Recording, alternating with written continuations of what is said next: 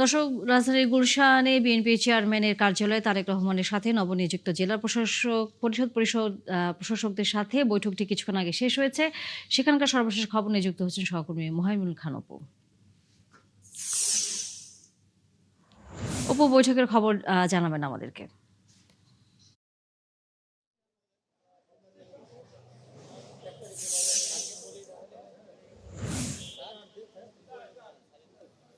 কিছুক্ষণ আগে কিন্তু এই বৈঠকটি শেষ হয়েছে। কিছুক্ষণ আগে তারেক রহমান তিনি কিন্তু এখান থেকে বেরিয়ে গেছেন। আমরা যেটা জানতে পেরেছি যে 41টি জেলা পরিষদের প্রশাসকের সাথে তার বৈঠক হয়। এই বৈঠকে 9:30টার সময় কিন্তু এই বিএনপির যে চেয়ারম্যানের কার্যালয়টি রয়েছে, অর্থাৎ প্রধানমন্ত্রী গুলশানের যে রাজনৈতিক কার্যালয়, সেখানে কিন্তু এই বৈঠকটি অনুষ্ঠিত হয়। এই নতুন যে নবনিযুক্ত যে 42 জন জেলা পরিষদ প্রশাসক যাদেরকে নিয়োগ দেওয়া হয়েছে, তাদের সাথে কিন্তু এই প্রধানমন্ত্রী তারেক রহমানের সাথে বৈঠক হয়। বৈঠকটি প্রায় 1 ঘন্টা 30 মিনিট পর্যন্ত হয়। এর পরবর্তীতে কিন্তু তিনি যখন কিছুক্ষণ আগে বের হয়ে গিয়েছেন, তখন কিন্তু আমরা কয়েকজন জেলা পরিষদের প্রশাসকের সাথে কথা বলেছি। তারা যেটি আমাদেরকে যে জানিয়েছেন, প্রধানমন্ত্রী তারেক রহমান তাদেরকে বিভিন্ন উন্নয়নমূলক কর্মকাণ্ড সেগুলো তৃণমূল পর্যন্ত পৌঁছে দেওয়ার দিক নির্দেশনা দিয়েছেন। এছাড়াও আরও অন্যান্য দিক নির্দেশনা দিয়েছেন।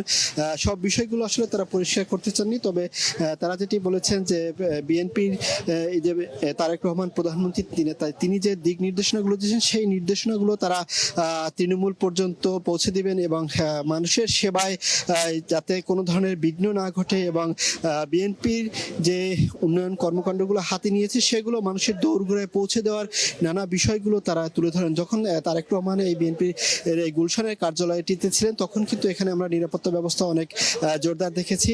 তিনি যতক্ষণ পর্যন্ত ছিলেন, অর্থাৎ 9:30টার পরে কিন্তু এই বিভিন্ন জেলা প্রশাসক যারা ছিলেন, তারা কিন্তু ভিতরে প্রবেশ করেছিলেন।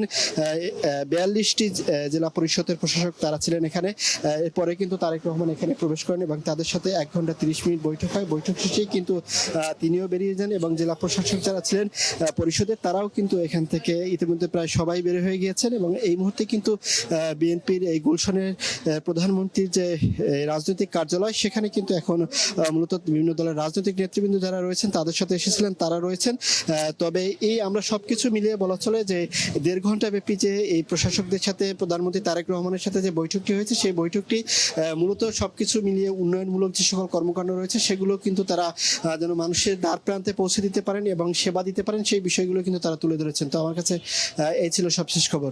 ধন্যবাদ অপু। নিশ্চয়ই ফিরবো পরবর্তীতে। দর্শক, সহকর্মী মোহাইমুল খান অপু ছিলেন আমাদের সাথে এতক্ষণ।